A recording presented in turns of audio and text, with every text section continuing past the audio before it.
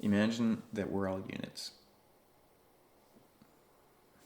and that our consent allows the government to exist. Without our consent, we can...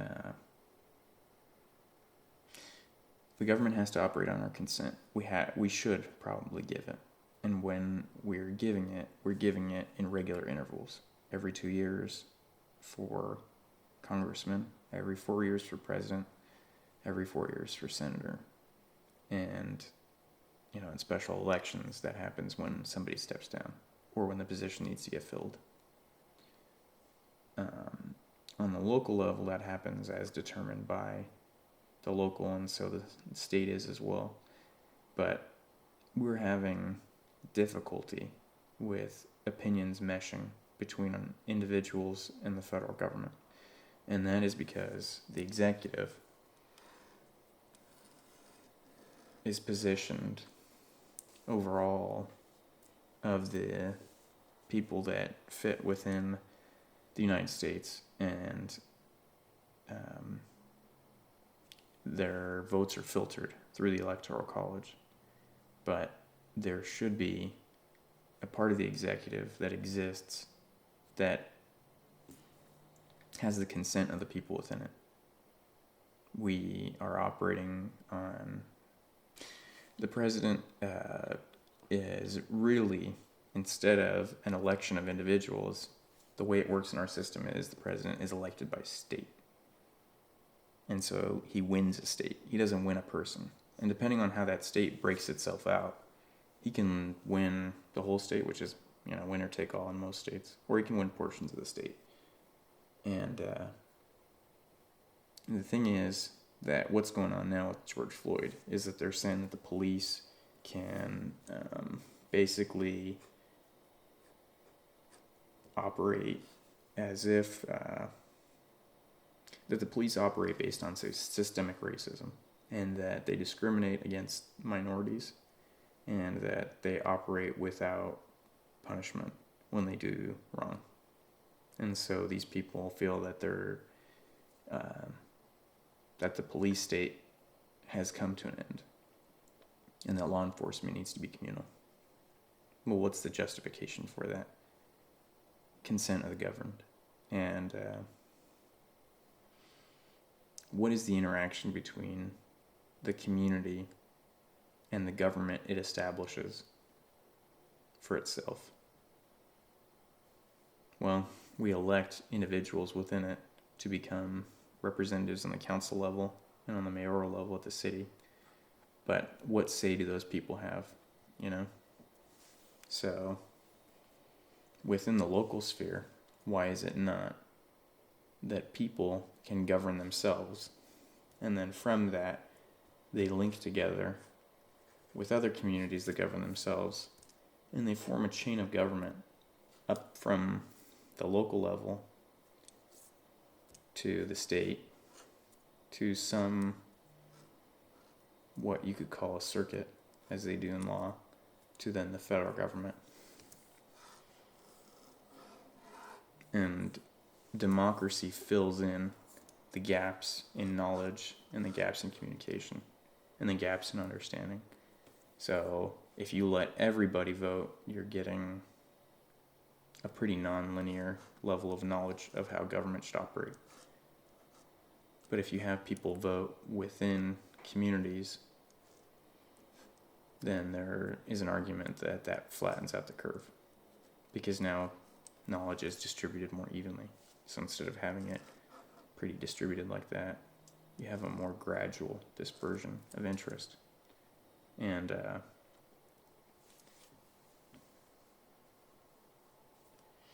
so part of the argument for communal government is that it's closer to the people. But what size should that be? And what role should the police play in society? Should the police functions be broken out into pieces and then parts given off to existing government structures? Like some people have talked about domestic abuse response.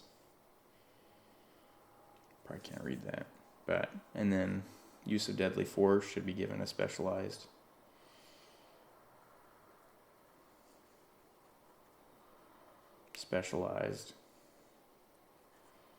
highly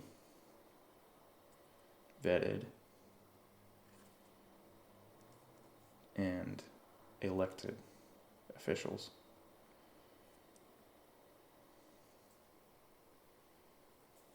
Ranked and reviewed. And so these police state functions that are given to one object, which is the police, then are dissected and given to different agencies. And so people with non-lethal force are less involved with the people's voice, because the nature of the relationship between representation and force and representation and taxation and representation and other things involves that it has impact. So if I impact you greatly, you're going to want to have a say. And anything that I can do to impact you specifically without having knowledge or interest,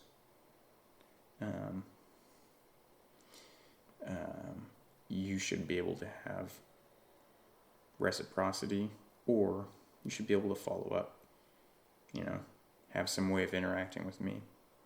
You have the right to face your accuser, to understand what's coming against you, to defend yourself.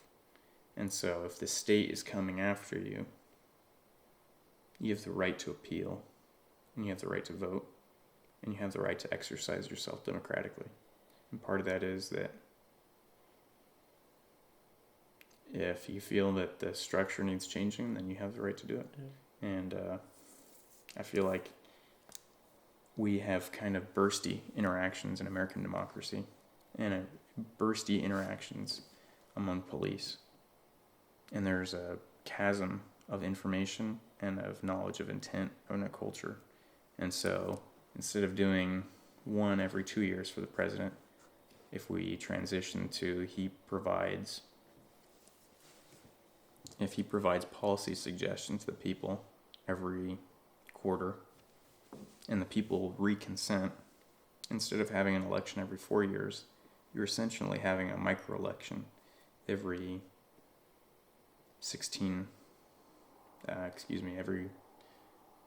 every quarter, but you're having it 16 times throughout a presidential cycle. So instead of one interaction in 4 years, you have 16 interactions. And that will provide the president with more guidance as to what the people desire. But it shouldn't be taken to mean that the president then has to do whatever the people say. It's just that he's checked in with the people. And that he can override their non-advisement, but only with a sub 60% veto. So 60% of the people have to consent, Or at least 60% have to consent. Or he can just put it forward to get tested. But there should be more interaction. And so if there's a series of non-support of function for the president, then people can remove him or call an election and remove him. And so in that way, we can see that the American democracy depends on segmentalization. And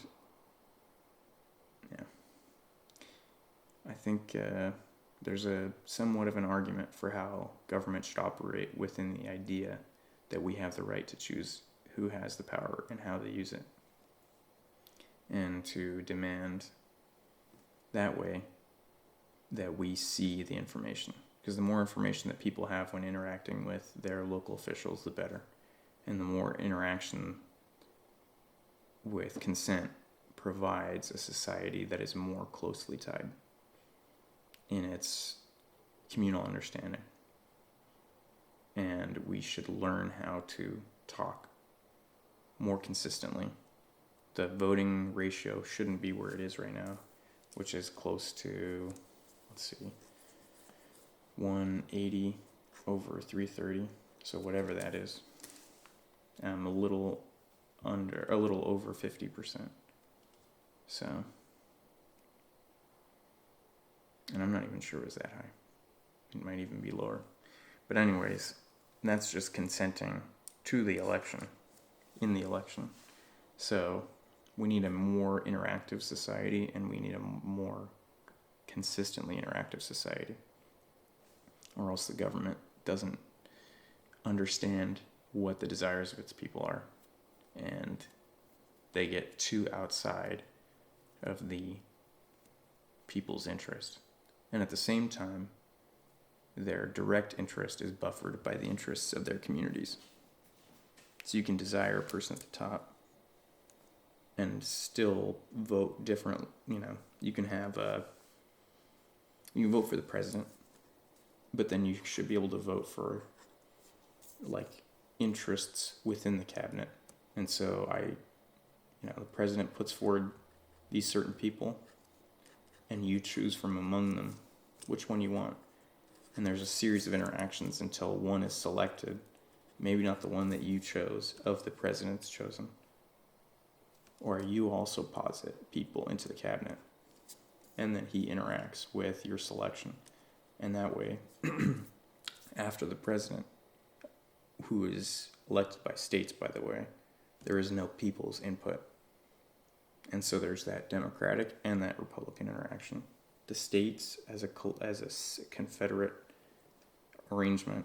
So, California chooses and Rhode Island chooses, but then the individuals vote as a mass on who the president should stick into his cabinet. And that way there's levels of interaction, so. Yeah. And then the legislature has policy interests, and they put those forward, and they say very explicitly what they want to do as legislators, and then you consent to that. And then they come back with negotiations from other districts and say, hey, we wanted to put a package together that, is an alliance of interests. And so communities, are pulling out of and pushing into various arrangements. And so it could even get to the extent where new state lines are created based on interests. But there has to be a certain critical mass and a critical shape, or else, you can't have California in one part of the country and California in another part, separated. So it has to be contiguous. Or if you do want to create connected parts. I don't know. Do you think a state should have multiple areas of existence in a country? I could see redefining state boundaries, because of their ability to gather with other local areas, and baseline dependent upon that. I could see it happening. Because what if California wanted to pick up Las Vegas? But you're right. You'd need critical mass. It'd have to be enough to actually justify. Yeah. Yeah, I don't know. And of course, Las Vegas wanted to be picked up. And what if you want to divide California? They're stuck in a league of their own with literally just Reno, Las Vegas, 4 major cities in a whole state when you got that everywhere else. Yeah, and it's weird that the federal government owns 50% of the West. Yeah, like we were just talking about. Yeah. Anyway. Interesting though. So that's that.